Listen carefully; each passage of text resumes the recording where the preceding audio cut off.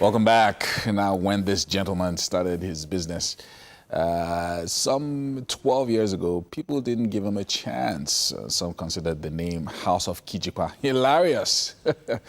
But today, this dynamic young gentleman has taken Kiji couture to the next level. His leather shoes, slippers, and belts are stocked by shops all over the world. Now, he recently launched his Kiji Boss collection. I like that name, Kiji Boss, which the big boys in town cannot resist.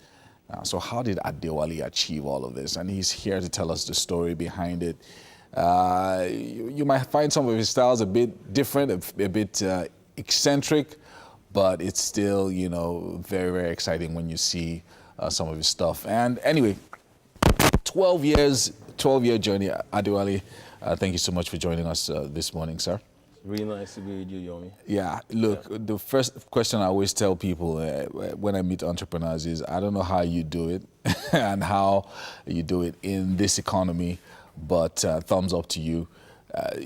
This has been a 12-year journey for you. Just take us briefly on that journey over the next 1 minute. Let's know exactly how you started, why you started, and how you got to this point. Well, it's been quite a journey, an interesting one at that. You know, I actually hit the scene at a point when the fashion industry in Nigeria was not ripe enough for Nigerians to know that they need to start, you know, consuming the Nigerian product. There was a time when it was the in thing for people to actually look outwards. You know, it was that time that, you know, the cliche, it's imported, was, you know, part of the, you know, the norms, you know, when we started. And then I remember vividly, it was always all about the freeze, you know. So everybody thought, okay, so you start a business, you know, clothing business, and then it's not all about them seeing the value you've come to add. It's all about them seeing and thinking that they have to add value to you, you know, by consuming your products, you know. And then I remember vividly that, you know, one of the in thing for me then was particularly to make sure that I hit the notes, you know, and then put the, you know, right pegs in the right holes by creating masterpieces that will rival or compete with the international market brands, you know, products, you know. And then we started out, you know, creating the leather lines because we didn't have enough resources to start the clothing line. And I remember vividly that the first piece of my product that I ever sold to get, you know, cash for was actually at a banking hall, you know, somewhere in Lagos here. You know, and then it was because I was having that piece on, and then somebody saw it and said, who made this for you?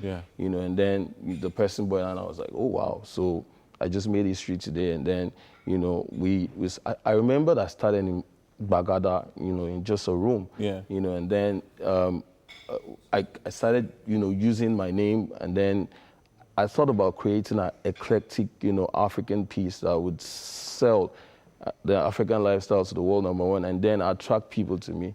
And then, you know, I created the first piece, and I thought, so how am I going to sell this? So we thought about the dramatic name, you know, and then it just came to my mind that I should use an African name to sell an African product to the, you know, whole world. I like the story. You know, it's one thing for you to be an artist or someone who is a creator, and you want to start something new and push it out there and even give it a name. So it's one thing to start something, give it a name, and it's another thing to sell it. You understand? So you talked about making your first sale in a banking hall. Somebody approached you and said, "Oh, did you make that?" And then you bought it.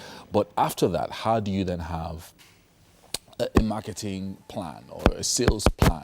How did you eventually begin to say, okay, you know what, this was my first.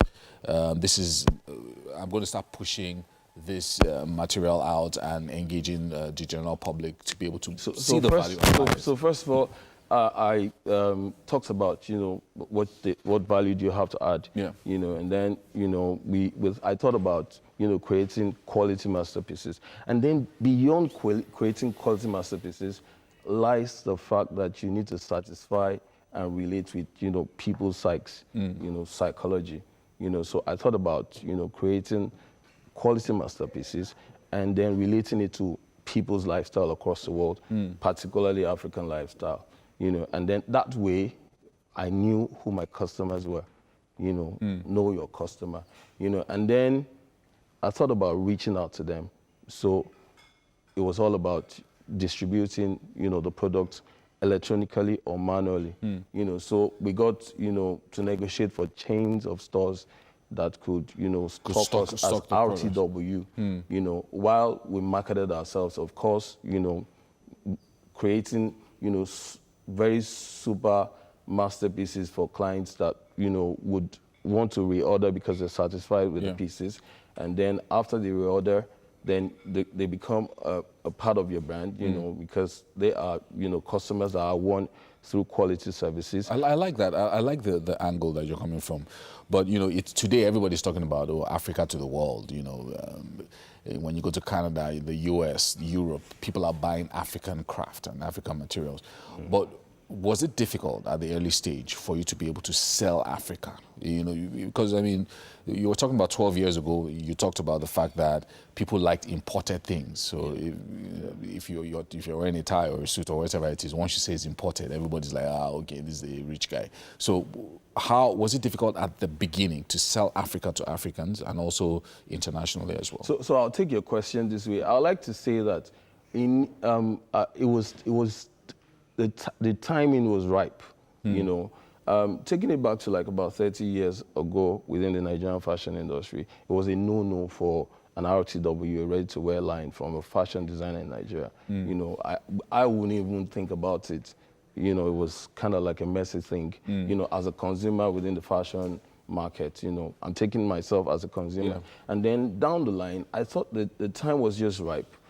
People just got doing things right, almost around the same time, and then Nigerians got aware of what we have within us, the values we can offer within us, and then the world's attention drew close to the African market, particularly Nigerian market. I give kudos to Nigerian fashion designers because they're doing amazingly, and I think they're just inspiring the rest of the world. I remember clearly, just to diversify a little bit, at the GT Fashion Week in 2018, the Gucci designer, the Dapper Dan Gucci partner designer, saw my design and wowed, and they actually bought my designs at that show. Wow. So that's how far we've gone, how far well we've gone. So I'd say that the journey has been tough, but along the line, the market got prepared, the world got prepared for Africa to shine, and then it was the right time, and then the right people came on board, and then the market got stirred up, and we have what we have today. That's absolutely amazing. I mean, right now, so now you're doing your leather gear on the one hand. It's a line. And then you have your ready-to-wear clothing line as well. And then we do bespoke as well. So we're just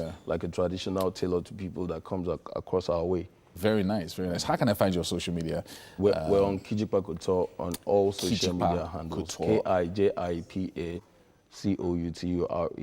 www.kijipacouture.com on our website official. Yeah, thank you so much. I wanted this conversation to last a bit longer, but we're not able to take any more questions. I wanted to go deeper into the industry itself, how you guys source your materials, go to the markets, and how much money you're making now, even though you might not tell me. It's a crazy process. Yeah. But I mean, the passion and then, the will to want to add value is actually what my personal drive is. And I think that's what every other fashion entrepreneur strives as well. That's amazing. Adewale, thank you so much for joining us. You're going to also be joining us in the kitchen this morning. Ooh, wow. Taking you to breakfast.